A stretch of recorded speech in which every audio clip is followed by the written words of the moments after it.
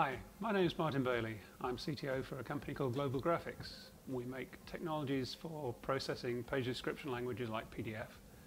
And those technologies are used for both print and for office productivity. We're the company behind products such as the Harlequin Rip, JAWS and GDoc.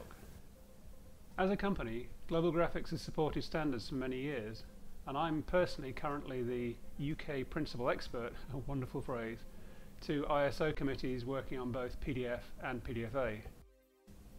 On the subject of PDFA, there's lots of information around about the value of using it in your document archiving, but there's far less around the background and internals of the standard itself. That's what I'm here to talk about today. I'm going to start off by talking about where the idea of PDFA came from and how it started up. It was initially an American initiative driven by AIM International, who I'm sure you all know, and NPES, which is actually an organisation of vendors in the print industry. And that was because NPES had experience in developing a PDFX standard for exchanging PDF files ready for professional printing. And it started in 2002 with a strong presence from US Library of Congress, the Administrative Office of the US Court, US National Archives, etc.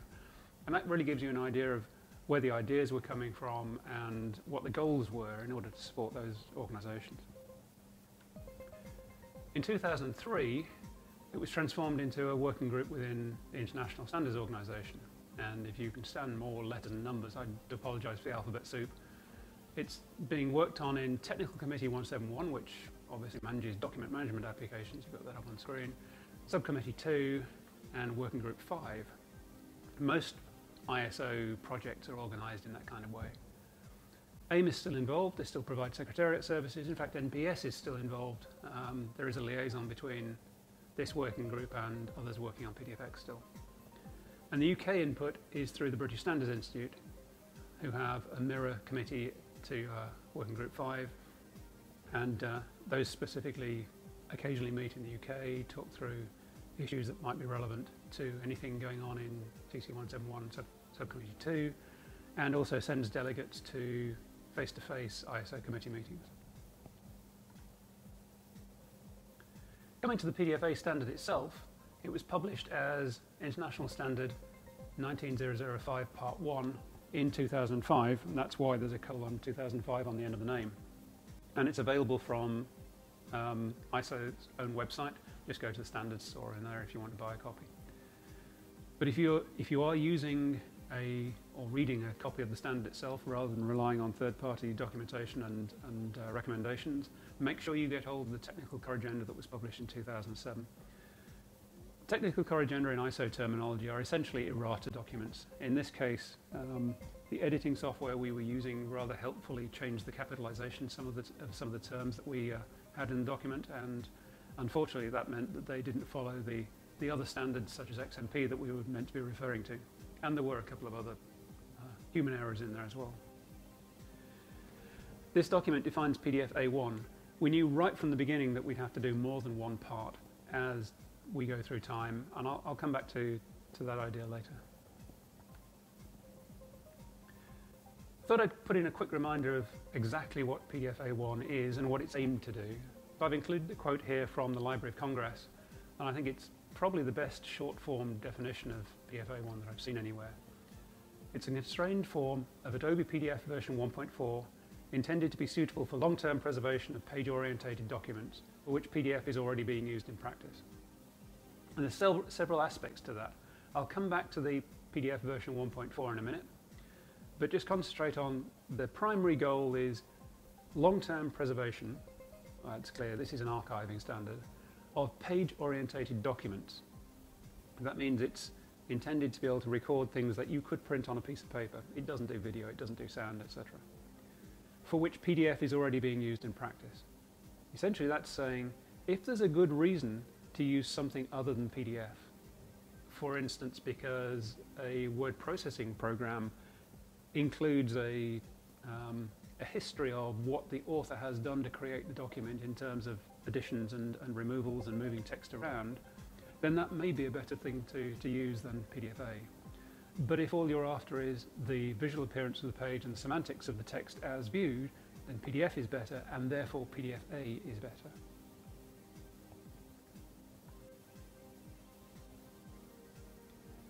Now, in wanting to support long-term archiving of PDF documents, PDFA started with 3 major goals.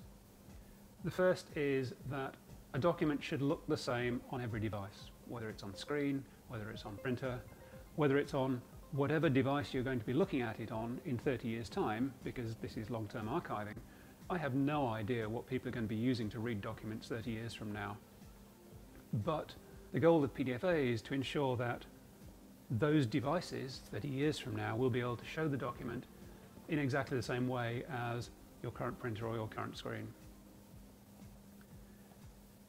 The second goal is to ensure that each document is complete, that you don't need any other resources in order to view it, that it's self-contained. And the third is that it's self-documenting, so that when you find that document lying on a file server 30 years from now as one of 500,000 documents, you can figure out what it's supposed to be, who the author was, when it was created, and in fact you can also record the history of the document within the document itself, so who did what to it and when, although that last bit isn't obligatory.